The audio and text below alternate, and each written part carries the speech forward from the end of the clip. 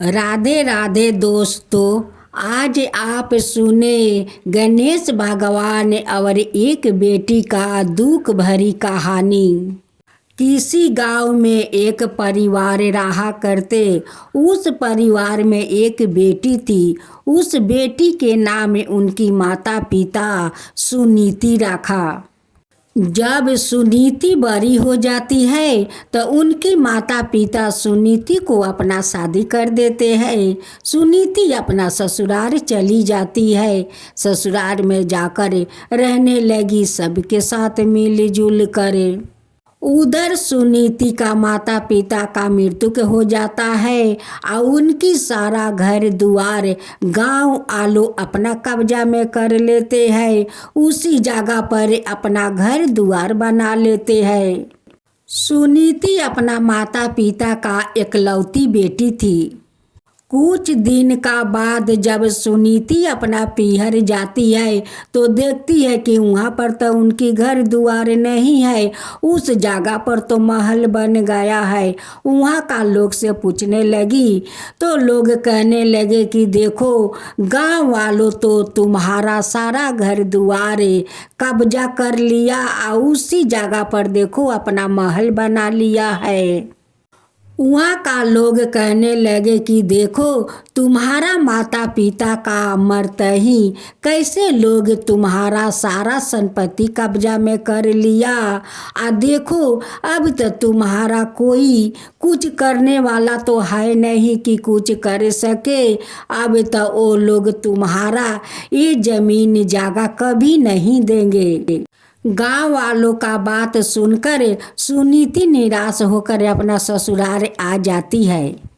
कुछ दिन का बाद सुनीति का पति का भी मृत्यु हो गया।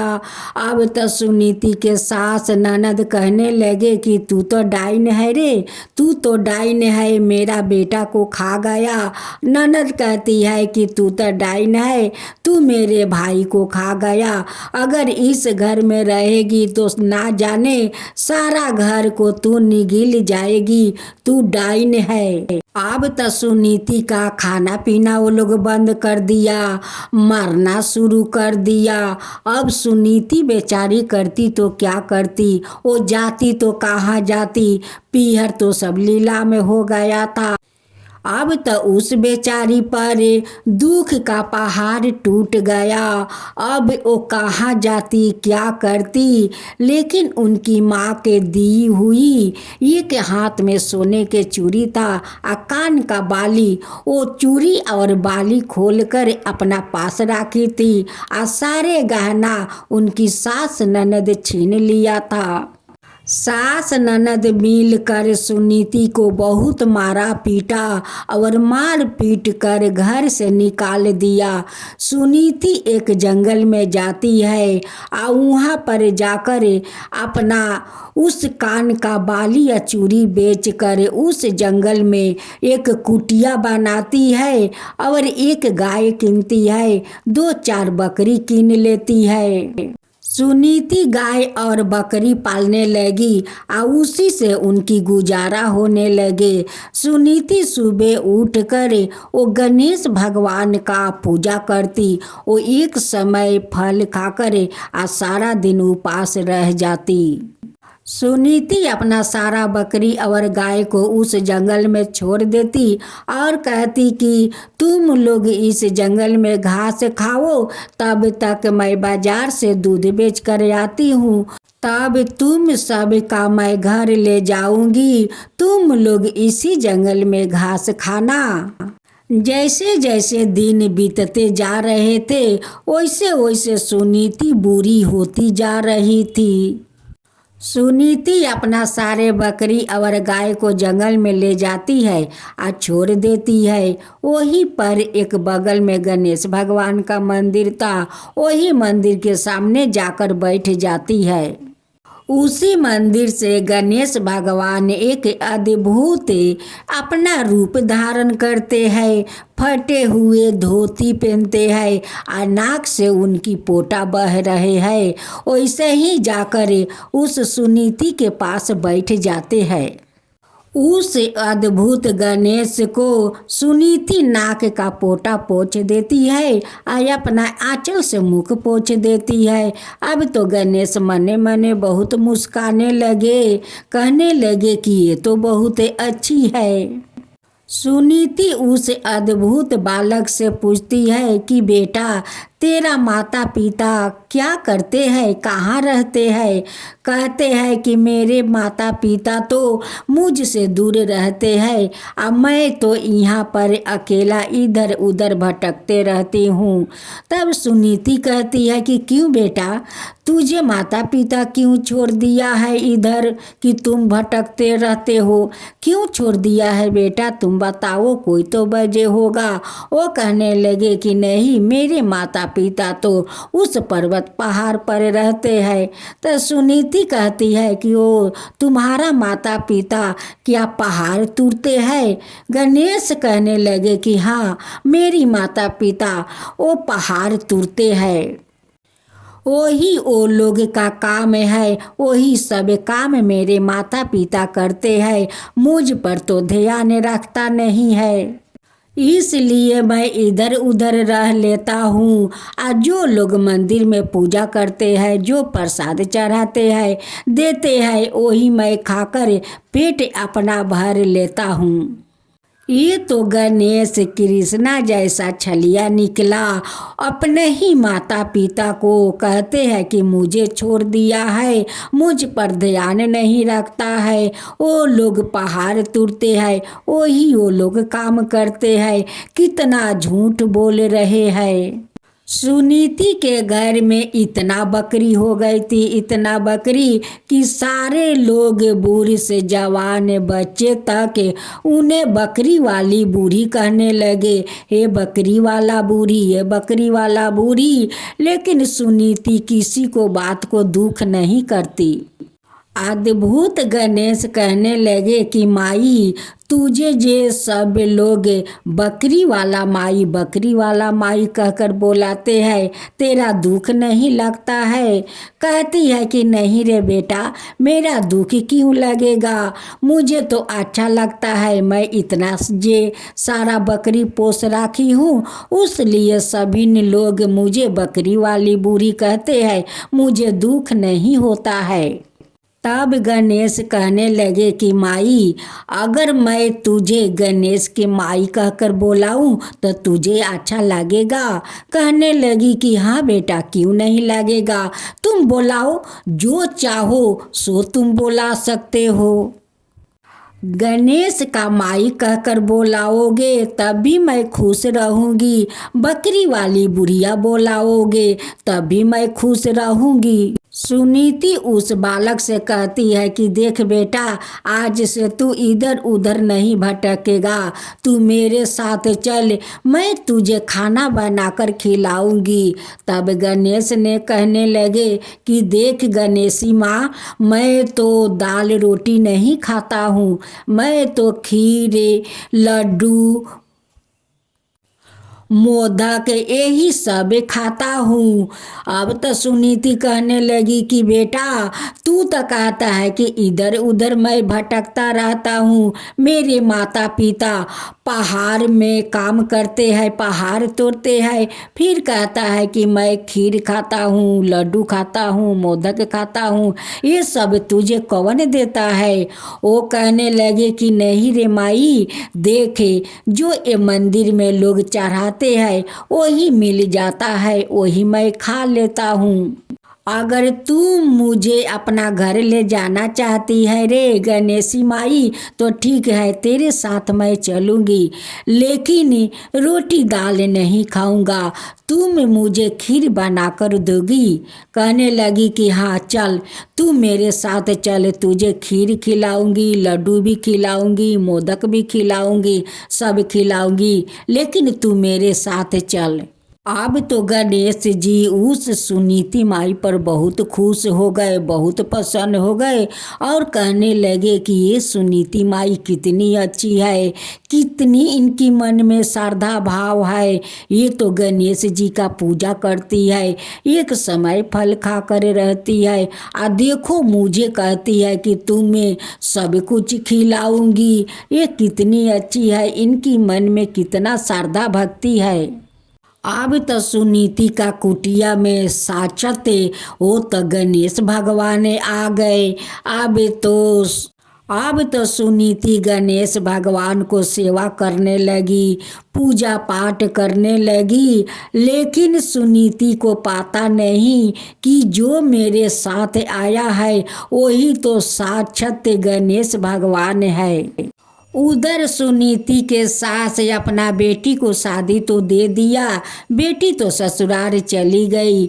लेकिन कुछ दिन हो गया लेकिन उनकी कोई संतान नहीं हुआ।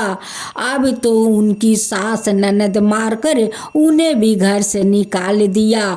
जब अपना पीहर में आई तो उनकी भाभी भी घर से निकाल दी।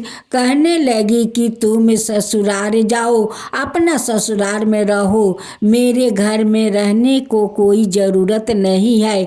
तुम्हारा माँ शादी कर दिया है अपना ससुराल में रहने के लिए या नहीं पीहर में, तुम अपना ससुराल चली जाओ।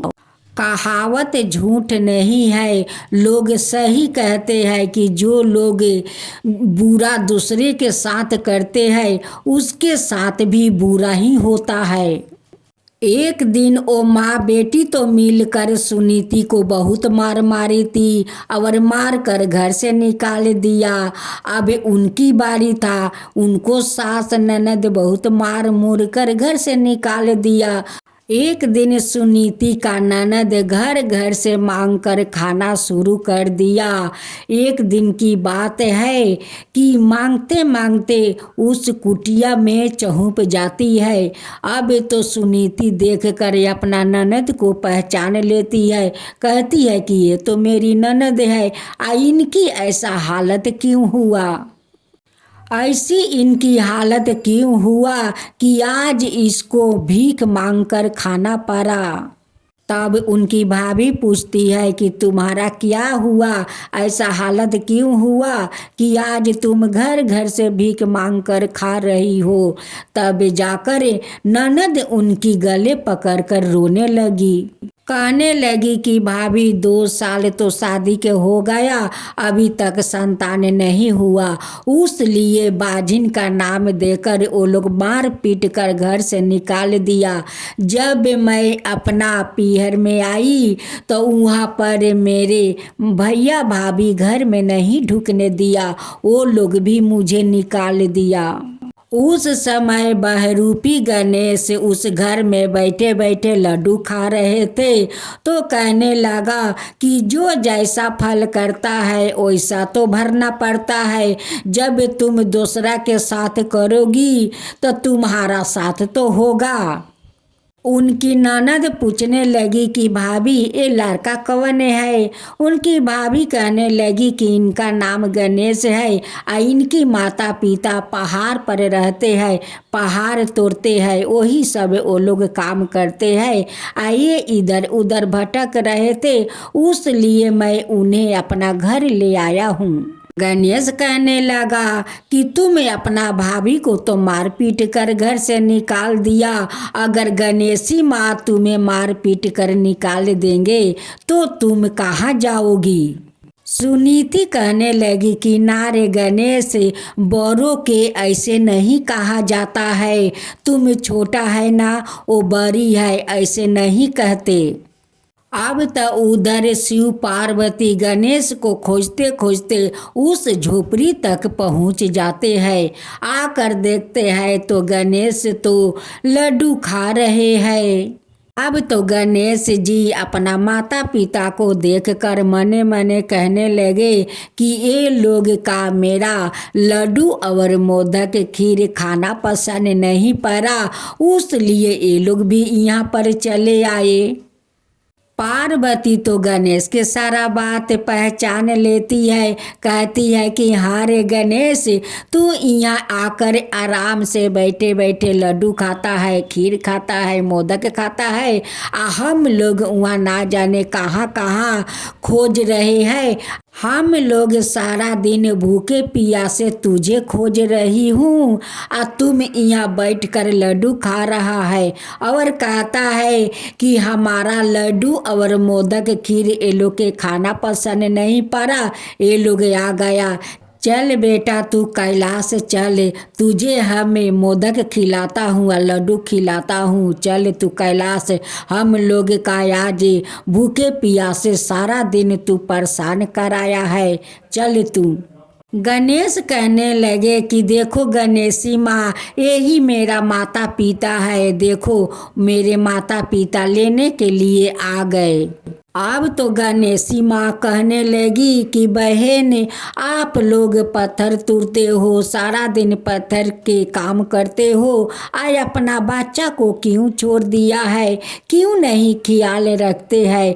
अब तो महादेव और पार्वती गणेश पर बहुत क्रोध होने लगी कि देखो यहाँ आकर गणेश हम लोग के कितना बदनाम किया है। गणेशी माँ कहती है कि बहन, आप दोनों आ जाइए, मेरे घर में खीर बनाया हुआ है, आप दोनों भी खा लीजिए। दोनों शिव पार्वती उस सुनीति के हाथ के बनाए हुए खीर खाते हैं और उनकी तारीफ करते हैं। कहते हैं कि ये तो खीर बहुत स्वादिष्ट हुआ है।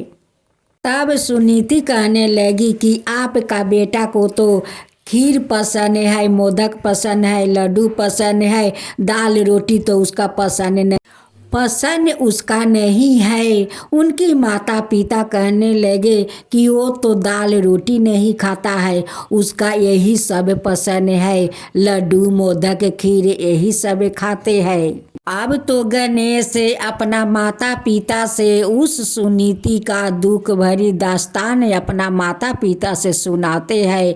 कहते हैं कि एक दिन इनकी सास ननद बहुत मार पीट कर घर से निकाल दिया, तब से आकर बेचारी इस जंगल में रहती है, अपना गाय बकरी से गुजारा करती है। तब पार्वती कहने लगी कि वो औरत कौन है। तब सुनीति कहने लगी कि ये तो मेरा ननद है, इनकी शादी हुआ था लेकिन 2 साल हो गया, 2 साल से कोई संतान नहीं हुआ, उसलिए इनकी सास ससुर मारकर घर से निकाल दिया है। तब माता पार्वती कहती है कि देखो तुम 16 सोमवारी व्रत करो, देखो तुम्हारा पति खुद लेने के लिए यहाँ पर आ जाएंगे और तुम्हारा संतान भी होगा और तुम अपना संसार में जाओगी, अपना ससुराल में रहोगी। तुम 16 सोमवार करो। अब तो भोलेनाथ या मैया पार्वती अपना बेटा को देखी कि नहीं, ये तो बहुत मेरा बेटा को सेवा करती है, पूजा पाठ करती है। वो लोग का सेवा श्रद्धा भक्ति देख कर वो लोग बहुत प्रसन्न हो जाते हैं और प्रसन्न होकर अपना दर्शन देते हैं। अब तो देख कर सुनीति या उनकी ननद कहने लगी कि मेरे कुटिया में साक्षात वो तो पार्वती अब भोलेनाथ आए हैं। दोनों जाकर पैर पकड़ लेते हैं और कहते हैं कि हे भगवान, आप तो दर्शन देकर धन कर दिया, हे माता आप तो दर्शन देकर धन कर दिया। माता पार्वती के कहे अनुसार उनकी ननद 16 सोमवारी की और उसका 16 सोमवारी के बाद उनकी पति आया, आकर उनकी ननद के साथ रहने लगे। मैया पार्वती और भोलेनाथ गणेश जी सुनीति का घर अन्न धन से भर दिया, अन्न धन से भर दिया। उनकी धन तो इतना भर दिया कि कभी उनकी धन शेष नहीं होता।